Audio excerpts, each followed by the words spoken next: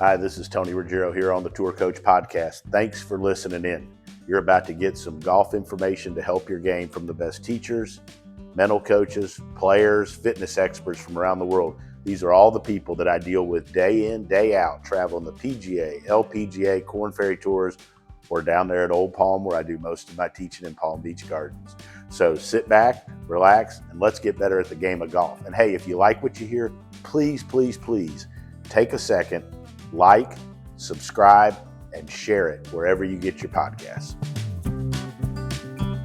All right, so joining me here on the Tour Coach, live from the golf cottage. Yes, here at PGA Village or PGA down in Palm Beach Gardens.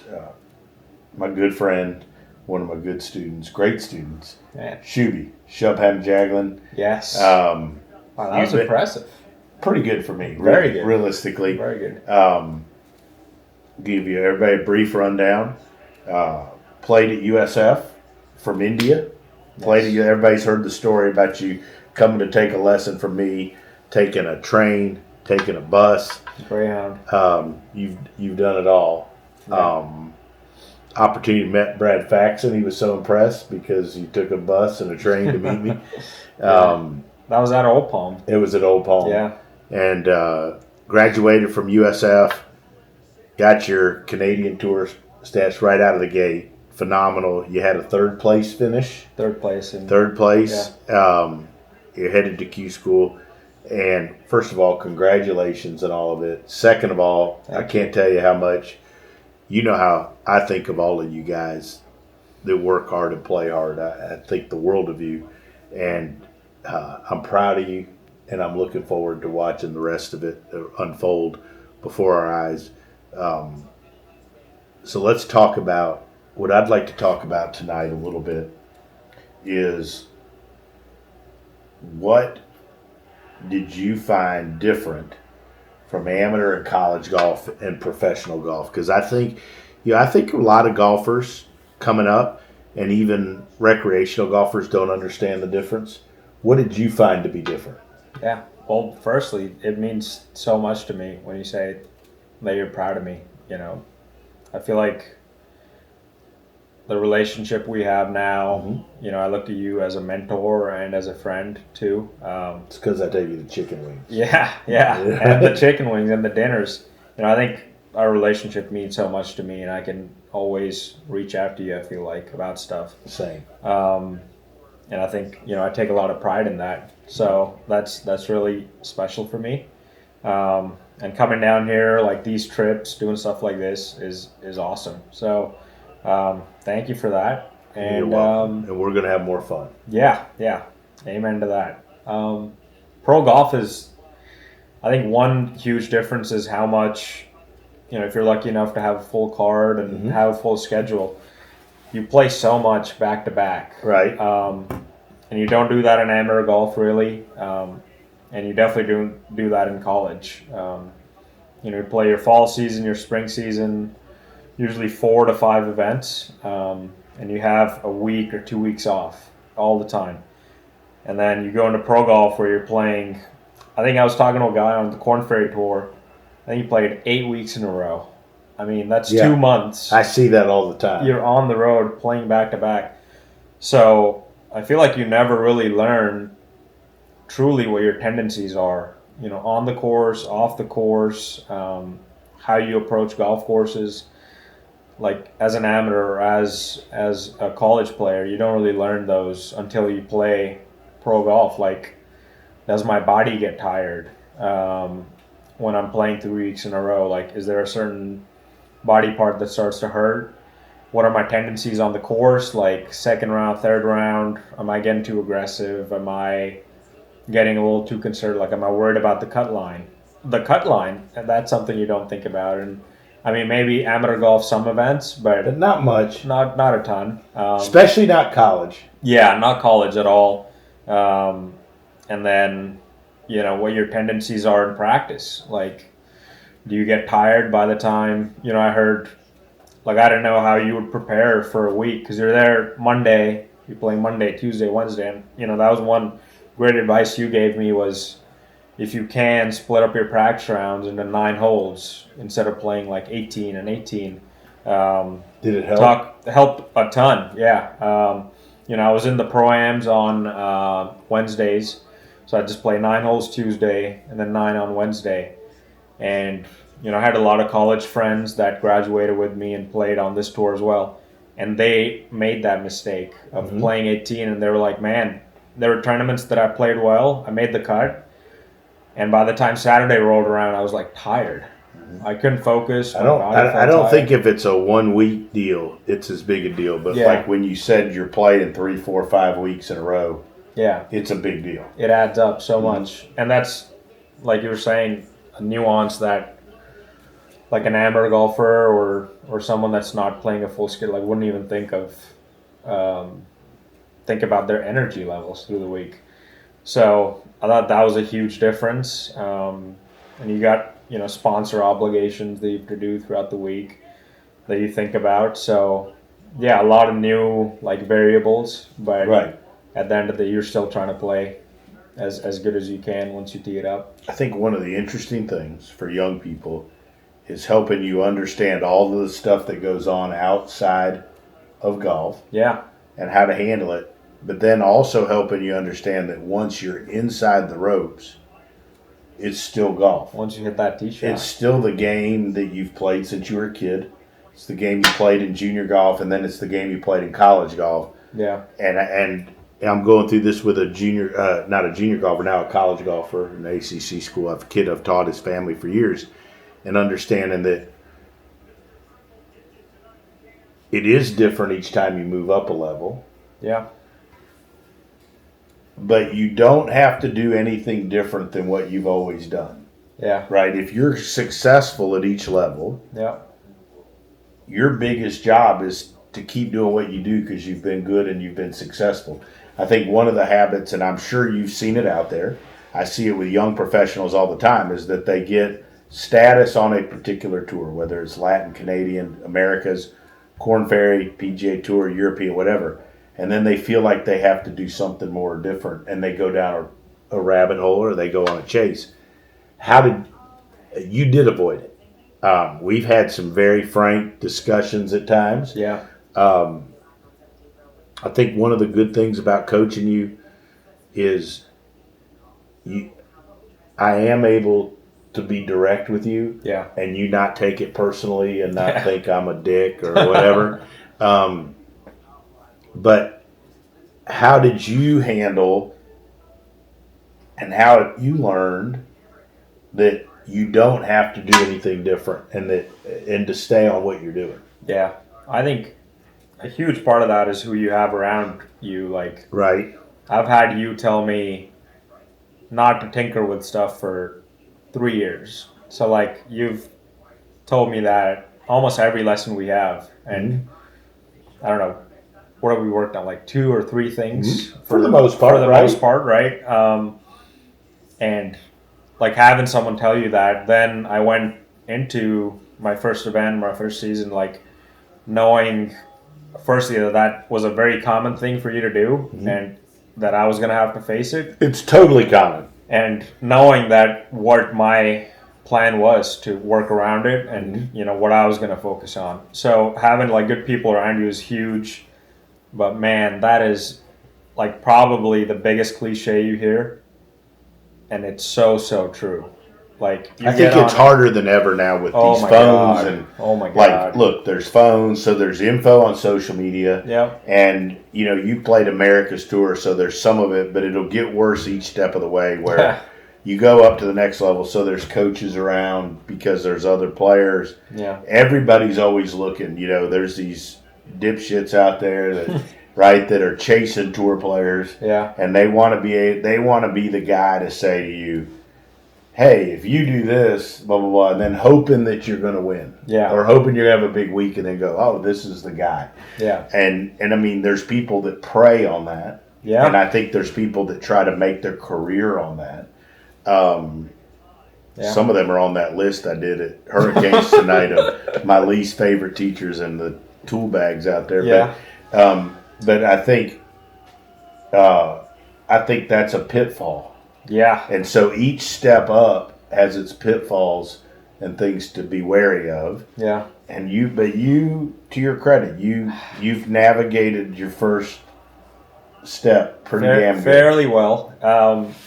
But like you're saying, I don't think I changed what we worked on in the swing, but I'm just as guilty as anyone else. Like, I'll step up on the range on a Tuesday, and I'll look around, and you see guys working on different things and having different ways of doing things. And you look at people, and you're like, wow, that looks interesting, or he looks to be doing the same or similar thing. Maybe I should try the feel he's rehearsing. Right. Or you go out on the course, you're playing a practice round, let's say you don't have some planned, you just get paired up with another guy or two guys, and they're talking about the golf course very differently, or they're approaching it differently, and all of a sudden you're thinking, oh, maybe I should hit driver on this hole, or maybe I should lay it up, and you just lose fact of, or like, this guy won last week, like maybe I should listen to what he's talking about, and you just forget that it's so individual. Like, even like course management, I'm learning, like, you learn course management, there's tons of stuff like Decade Golf, all that stuff's out there. Scott Fawcett does a great job. I've had him on the pod.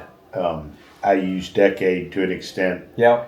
And I think the stuff that he puts out is unbelievable and a great guide for people starting out, right? And he might get mad at me for saying this, but I think it's very formative. But then I think at a certain point, you kind of maybe personalize it to what your tendencies and stuff are. But it's phenomenal. Use it's a great word. Info. It's great info. Yeah, I think use a great word. It's a great guide. Correct. For each player, but it's so individual. Like, for example, let's say a driver's the proper play off one hole, but if you step up on that tee and it's Sunday and you're not feeling comfortable, or even the first round of the tournament, you just don't feel comfortable with the driver, like that takes all the odds and the stats out of play. Because if you're not making a committed swing when you're playing the tournament, then it's just, you're not going to make a good decisive swing. And even if that was maybe the right club statistically, you not making a good swing or a confident swing with it just takes all that out of the picture. No, I agree with that.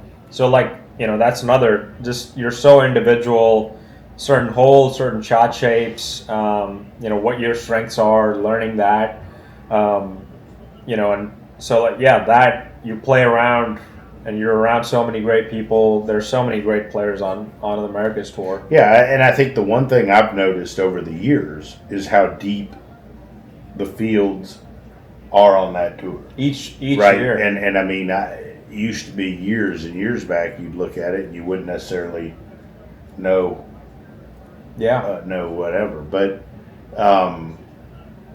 know as many players. But now, I mean, there's guys that are crazy good All-Americans, whatever. And I do think, and I've told you this, I'm often critical of things the tour does. I think one of the things that I told David Perkins, who earned his Korn Ferry Tour card through awesome guy, right? Great guy, great DewSweeper, super proud of him. Yeah. But I do think the tour's done an unbelievable job with the Americas Tour, as I think that's become a great passageway. And I also 100%. think it's a great place for young guys like you getting out of college or guys that haven't had any status to go earn their way to play. 100%. I always think earning your way is the best way. I think that given status is not as good. I think that, and I've had guys that got a bunch of starts before over the years. I think earning your way is the best way to go. Yeah. I think that's one of the flaws of the live system, just personally. Yep. I think earning your way makes you a better player. 100%. And I mean, if you don't go through that process, I feel like if I didn't, let's say I got PGA Tour University status through there, my experience of doing the mid-season like Q school here, I wouldn't have had that. I had to do a playoff, 4 for 7 playoff. Right.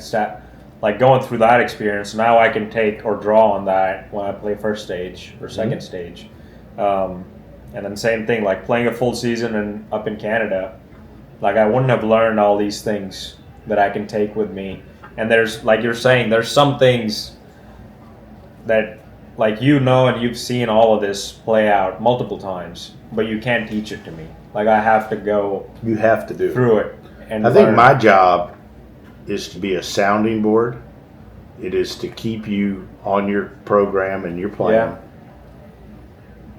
To make sure the best I can to surround you with good people. Yeah. And then to just stand in the background and let you do your deal. And then when you either mess up or you succeed or whatever, to be the guy you're able to ask a question to. Yeah. I mean, I think that there, you know, to say any coach or any player, any coach or teacher has all the answers, or that they can give you the path to success is not accurate, and they're full of shit. Right? Yeah, that's true. We can guide you, Yeah. but I can't do it for you. Can't. Right? Yeah. And I can tell you mistakes I've made, other people have made, and I think one thing I try to do, I try to learn from the things and the players that I didn't help as much as I wish I could have. Yeah. And share the things that work good. Right. But to always just guide you. So let's talk about, like, one of the things you and I talked about today was about how to practice. Yeah. And I think this is good not just for young professionals coming up, but for amateur and regular golfers. Because I think one of the reasons that, you know, even if you said, like, the guy at the home club that's a 5 handicap or a 12 handicap or whatever that they don't get, and then going all the way to high school, good college players, is how to practice, how to get more out of practice. What have you learned about how you need to practice? Yeah. I think, you know, I've asked you this before, and you gave me great advice, is and that's, you know, if you come and you're tinkering all the time, then you're just a mess. But when you've got 2 or 3 things that you're focused on with your coach, then you can go to the range. You usually have 1 or 2 drills that you do. You know, for me, it's alignment stick on the ground, making a video, and keep a check on those things every day. It's like you got to start off your sessions doing that. And once you have that, not just standing on the range and beating balls. And I was doing that up until a couple of months ago or a couple of weeks ago, and I see it all the time on all levels, really. Like, if you're just doing block practice and you get into a rhythm, like, you're just mentally not engaged in that drill anymore. I think it's more about being engaged in your practice. 100%. Right? 100%. I talk about him all the time. Yeah. On this podcast. You haven't met him yet, but a student of mine, Dr. Bonacore up in Philadelphia, he's a neuroscientist, neurosurgeon. He's taught me a lot about how people learn, right? Yes. How the brain functions. Yes. And you and I have talked about that. And he listens to this podcast every week, so he'll hear that. He'll get a kick out of it. But like, understanding how you learn and how you practice is a big deal. Yeah. Right? And 100%. and you can't there's certain things you can't shortcut, right? Yeah. And so, like, I feel like some of my job is to help educate you and how you can practice better. Yeah. And I do think that, like, the days of me where I grew up, where you just went and beat a shitload of balls, is different. Yeah. Right? And I mean, we have and we're going to talk in a minute a little bit about some of the tech we use today. Yeah. Because I thought we did a good job identifying some things. Yeah. But again, I think it's about knowing what you're working on, knowing how to work on it, and knowing how to monitor it so that you get feedback.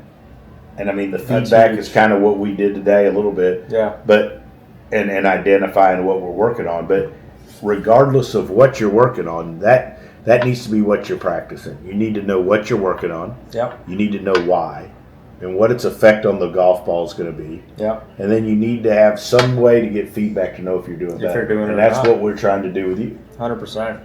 And, like, I remember you telling me, you know, we had 2 things I remember we were working on, and I was like, how do I combine it in one swing? Do I, like, focus on one thing one day? And you were like, you know, take 5 balls, do this backswing feel, focus on that. Take your next 5, focus on the follow through. Take these next 5 and just hit them to different targets. Because at the end of the day, you're going to have to take it to the golf course. You can't just perfect it on the range. And that was just such a good drill to take my focus on whatever I wanted to change in my golf swing, but then actually focus on hitting to a target with different clubs, different targets, and that's so much more engaging. And I think you can separate that based on the skill level. Like, so if you're a 15 handicapper, you do your whatever it is. I think you have a backswing feel or backswing drill. You have a forward swing drill, and I think when you do those, you don't really give a shit where the ball goes. It's whether you're doing better at it or not. Yeah. That's where I think you need the ability to film it or have some feedback. And then when you hit the ball, say you're a 12 or 15 handicap, like if I just started online and I hit it close to the right distance and it'd be a good shot for me, it's okay. Yeah. As you go up the skill level for you, it's did I hit it the right distance? Did it not cross the flag? Right. So if I'm trying to hit a draw, did it start where I'm trying to and did not cross the flag to the left? Yeah. And if I can hit 10 balls at different targets, different distances, and not cross the flag, well, that's the first 10 holes. I'm going to have pretty good looks. You're doing great. Right. Yeah. Or I've done it 8 out of 10 or whatever. Yeah. But like, if I keep practicing that way, I'm going to hit more greens. Yeah. And I'm also going to improve my proximity. But like, I think that's important when it comes to practice. Yeah. This is funny because these are all people, I was listening to Smiley's podcast. Great one. Everybody here listening to the Tour Coach ought to listen to Smiley's podcast. Who had Harris English on his podcast, who was talking about your friend, Justin Parsons. Correct. JP's the best. Best in the world. So they were talking about like how Harris has changed his practice to where all he mostly focuses, I mean, they've got their swing stuff that they do, but most of it is using the TrackMan function where it gives you different targets and it gives you green complexes. He says all they work on is hitting different clubs, going through his fill pre-shot routine. And on the podcast, he was talking like for a couple of years, because he struggled a few years ago, almost lost his card. He was searching all the time. He was. He bounced around to a bunch of teachers for JP. Yeah. And what's helped him now is like going through his full pre-shot routine, hitting different clubs, like when he's on the range, and then he likes to play a lot, I believe, from the podcast. But when he's on the range, he's focusing on, hitting different shots and hitting different clubs. And I thought that was like such great information. Like I personally was terrible at like having the discipline to like, and let's say I don't achieve, let's say I'm not trying to hit a leftover flag and I pull it. And it's so easy to just rake another ball and hit it another one. But to have the discipline and put that club away, choose another target. I think one of the things is like, so when you're in a spot, there's different phases, but when you're in a phase where you're hitting it pretty damn good. Yeah. Right? Like you don't need to keep searching and you don't need to keep beating balls. It needs to be more about improving performance. Yeah. Now, there's folks that are working on making a swing change or changing a movement pattern. Well, then they've got to be way more engaged. They've got to be doing stuff away from the ball in the gym, doing some reps where they're doing stuff slow motion, and doing drills, and they don't give a shit where the ball goes. But so take where you are, or take where Emilio would be right now, where he's swinging really well. Yeah. Well, to me, you've got to do your maintenance work. Yeah. Right, which is still doing the stuff that got you there. Yep. But then the bulk of it is the type of practice where you're trying to hit certain numbers. You're trying to not cross the flag. Yeah.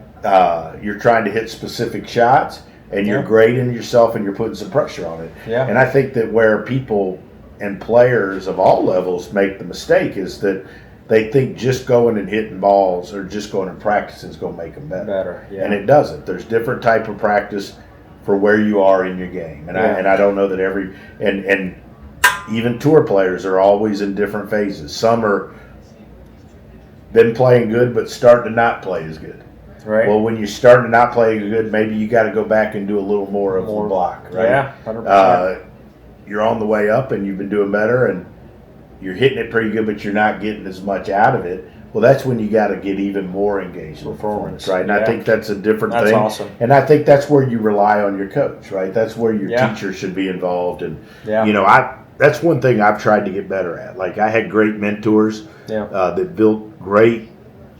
Hank and Wayne and Woody and those guys did great for me with the knowledge. Yeah. But I think my understanding of like learning and then how to practice and that stuff has been some of the stuff like from Colby and the different things I've learned has taken me, has helped me even more help you guys and the recreational golfers of all levels. Yeah. I mean, we do so much like physical movement patterns, like putting a club away. Mm-hmm. I mean, we did band work today, single leg drills, like all that stuff. I feel like 20 years ago wasn't really part of golf. And it wouldn't have been part of it probably 5, 6, 7 years ago for me, right? Right. Yeah. But it's helping you learn how to practice but it's better so and helpful. perform better. Yeah, so right? helpful, yeah. Helps give you a feel. So let's, I think one of the things, we'll touch into your golf swing a little bit, but like we did some sports box today. Yeah. Because I thought it's important. I think one of the things I've tried to do is with you young guys, and look, you're out traveling, playing. It's super hard. It doesn't matter if I live down here in Palm Beach Gardens or I'm in Alabama or if I lived in Dallas, Texas or wherever. Yeah. You guys are out playing. So how can we help you stay on your path better, right? I think that's one of the things that like sometimes when I lay in that room and I'm stressed out, right? Had too much wine or something and it's like how can I help you stay? And I'm like, well, if we could come up with data that helped you understand. And so we worked on we worked basically on how much on the way back, how much your pelvis would drift, or shift or towards the target, or slide towards the target, right? And the interesting thing is that on video at times it doesn't look very much, but you can see it on 3D. So we've used some sports box with that, and we did some drills that when we did and we filmed, it dramatically changed the numbers. And then we did some stuff with your forward swing with the rotation of your chest and your trunk through. And the interesting thing is that when we would do drills that would isolate each one, we were able to get them better. But when you would hit full shots, they weren't necessarily each better. But then as you work through the progression of doing each of them separate, towards the end of the day, those numbers got better, right? They were combined, because, I just think that was important. And for me, the importance was like, okay, when you leave and you go to Korn Ferry, you go to Latin America, how can I keep you on it? And if I have a baseline and some way you can film yourself, and some way you can say, hey, this is staying within that. Like, I don't give a shit about all the other numbers. All I give a shit's about two of them. Right. And I think that's where people get off, is that they care about too many of the numbers. Mm-hmm. I only care about two of them for you. Right?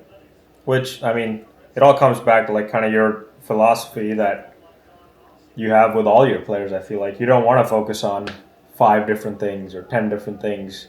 I totally agree with, because we were talking about hip sway, just towards the top. It goes up. It was going like 2 point whatever inches forward, going back, right? And we know that when you hit it the best, and you would do the drills, it got in the 1 or less than 1. Right? And that for you, what did that feel like? It was so interesting, feel versus real. Like I was feeling like I was pushing up against that leg and really loading into my right side. And I hit balls, I was like, all right, Tony, I'm going to exaggerate it. And then it would change by like 0.3 degrees or 3 inches. But now, if you keep doing 0.3 degrees over a month, you'll overdo it. And then, that's why we need to have. Exactly. And I thought, that's what I was saying earlier during our lesson. I feel like video angles change, where you are on the range changes, wind direction on the range. So just having like a baseline and then something to like record that and check that, like have certain numbers that we can look at. A month from now, let's say I can't come down and see you, or let's say I'm in a 4-week stretch. I can make it. You want to go to Hurricanes with me? Is that what you're saying? Man, if I could get a private jet and I could just fly in between events, I'd come down for that. Can't miss Hurricanes with you. No. But with the swing, like having those things that I can send to you. I mean, I don't want to like look at my swing too much. I feel like that'd be a bad habit for me. But we have those two numbers that we can keep a track of. Yeah, and I think that's the beauty of technology now. Yeah. I've tried to learn to navigate it to make it fit how I teach. Each time I come, I will say, you have a new piece of technology that you're using. I'm sneaky with that. You are. I mean, people like, I don't know, not even, like, the way you teach, I would say, is more old school, but you do such a good job. I got to give you credit for, like, how well you know ground reaction forces and all that kind of stuff. And like every time I come see you, there's a new piece of technology that you're using. So you're like kind of sneaky, way ahead of the game. I'm sneaky. Way ahead of the game. I'm sneaky. Ask DewSweeper girl, I'm sneaky. Right? So we've talked about what you've learned. Oh man. How we're going to practice, how we're going to move forward. Yeah. I think my biggest advice to you would be that you don't need, first of all, your desire and your inner part that makes you want to get good and your drive is going to get you there, right? I've not taught anybody like it. And second, I think understanding that you don't need to be anybody different than Shuby. Yeah. And you don't need to do anything different than what you do. You have to just get a little bit better in each of those skill sets that you already possess to get where you want to go. So if you just keep getting better, you don't have to change who you are, and you don't have to change how you play. And your good is really good, is great. Yeah. You just have to learn to keep improving.